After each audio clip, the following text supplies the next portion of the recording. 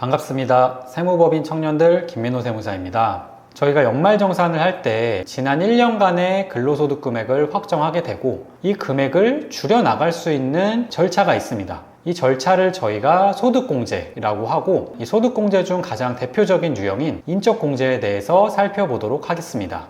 인적공제는 크게 기본공제와 추가공제로 나눌 수가 있습니다. 기본공제는 말 그대로 그냥 우리 가족 인원수의 한 사람당 150만원씩을 곱해서 근로소득을 줄여주는 것을 말합니다. 예를 들어서 근로자 본인과 배우자 또 자녀가 2명이 있다. 그러면은 한 사람당 150만원씩 총 4명이니까 600만원을 근로소득에서 줄여주는 것을 말합니다. 기본공제의 요건은 크게 3가지가 있습니다. 첫 번째는 대상자가 누구인지, 두 번째는 그 대상자들의 소득이 얼마인지, 세 번째는 그 대상자들의 나이가 몇 살인지를 따지게끔 되어 있습니다. 첫 번째로 대상자로는 근로자 본인이 있고 배우자가 있고 대표적으로 직계 존속, 직계 비속, 그리고 형제 자매가 있습니다. 두 번째로 이 대상자들의 소득 금액을 파악을 해야 되는데요. 이 소득 금액이 100만원 이하인 경우에만 기본공제 대상자로 공제를 받을 수가 있습니다. 이때 여기서 말하는 소득 금액은 종합소득 금액, 퇴직소득 금액,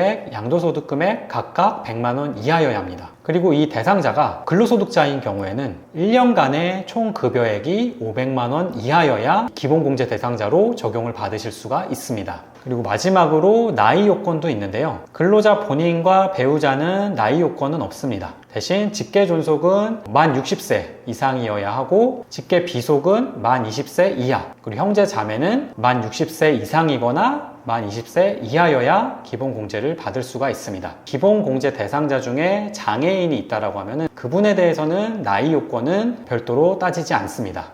추가공제에는 경로우대자 공제, 장애인 공제, 부녀자 공제, 한부모 공제가 있습니다.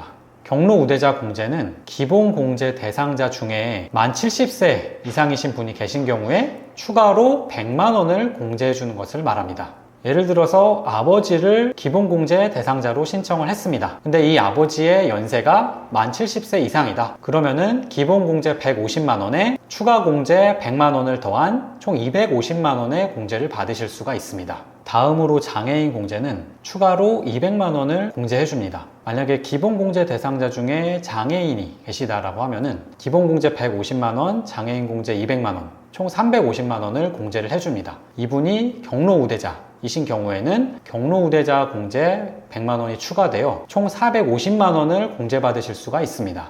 다음은 부녀자 공제입니다. 이 부녀자 공제는 여성분들만 받으실 수가 있는데요. 크게 2가지로 나눌 수가 있습니다. 이 여성분이 남편이 있는 경우에는 이 여성분의 종합소득 금액이 3천만원 이하인 경우에 50만원을 공제를 해줍니다. 두 번째는 여성이 남편이 없는 경우입니다. 이때는 이 여성이 세대주여야 하고 기본공제 대상자인 부양가족들이 있어야 하고 또 마찬가지로 종합소득 금액이 3천만원 이하여야 합니다. 이때도 50만원을 추가로 공제를 해줍니다. 다음은 한부모 공제인데요. 배우자가 없는 근로자여야 하고 이 근로자가 기본공제 대상인 직계 비속, 그러니까 자녀를 부양을 하고 있어야 됩니다.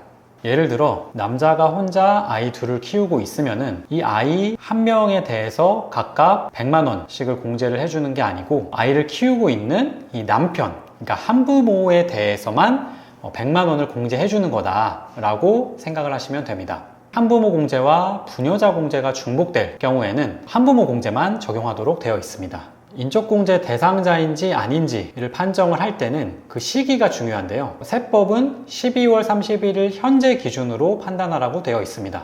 12월 30날 결혼을 했고 혼인신고를 해서 배우자가 생겼습니다. 12월 31일 기준으로는 배우자가 있기 때문에 이 배우자는 기본공제 대상자를 적용받을 수가 있습니다. 가족분 중에 원래는 장애인이 아니셨는데 사고로 인해 12월 31일 현재는 장애인으로 판정을 받으셨다. 그럼 이때는 장애인 공제를 받으실 수가 있습니다. 중간에 돌아가신 분은 돌아가시기 전날 기준으로 인적공제 대상자인지 아닌지를 판정하도록 되어 있습니다. 12월 31일 전에는 일단은 생존에 계셨기 때문에 이 경우에도 공제를 적용받으실 수가 있습니다. 다음으로 나이 요건을 충족했는지를 판단하는 기준입니다. 그 연도 중에 그 나이 나이에 해당되는 날이 하루라도 있는 경우에는 그 요건을 충족한 것으로 봅니다. 부모님이 만 69세셨다가 7월 1일에 만 70세가 되셨다. 그럼 그 연도 중에 만 70세가 되신 날이 하루라도 있기 때문에 경로우대자 공제를 받으실 수가 있습니다. 인적공제와 관련된 특수한 케이스를 몇 가지 설명을 드리겠습니다. 첫 번째는 한 사람이 여러 사람의 기본공제 대상자가 되는 경우입니다. 예를 들어서 아버님이 형의 공제 대상자가 될 수도 있고 동생의 공제 대상자가 될 수도 있는데 둘 중에 한 분만 공제 대상자로 신청을 하셔야 됩니다. 두 분이서 동시에 신청을 하시면 안 됩니다. 두 번째로 형과 동생이 둘 다 아버님을 기본공제 대상자로 신청한 경우입니다. 작년에 기본공제 대상자로 신청했던 사람한테 적용을 합니다. 작년에는 아버님에 대해서 공제를 받은 사람이 아무도 없었다. 올해 종합소득 금액이 많은 사람한테 반영하도록 되어 있습니다. 인적공제를 중복으로 받았거나 기본공제 대상자가 아닌데 받았을 경우에는 국세청에서 연락이 올 수가 있습니다. 공제를 과다하게 받아서 세금은 적게 납부한 결과가 발생했기 때문에 이 적게 납부한 세금을 다시 내야 하는 것은 당연하고 이 금액에 대해서 추가로 가산세까지 내셔야 할 수도 있습니다. 연말정산을 할 때 인적공제는 가장 첫 번째로 하게 되는 공제이기도 하고 그 금액이 적지 않기 때문에 대상자 요건, 소득금액 요건, 나이 요건을 잘 파악을 해서 정확히 반영하시는 게 중요합니다. 기본공제, 추가공제, 특수한 케이스까지 각자 상황에 맞게 잘 적용을 하셔서 정확한 연말정산 금액을 구하시는 것이 좋을 것 같습니다.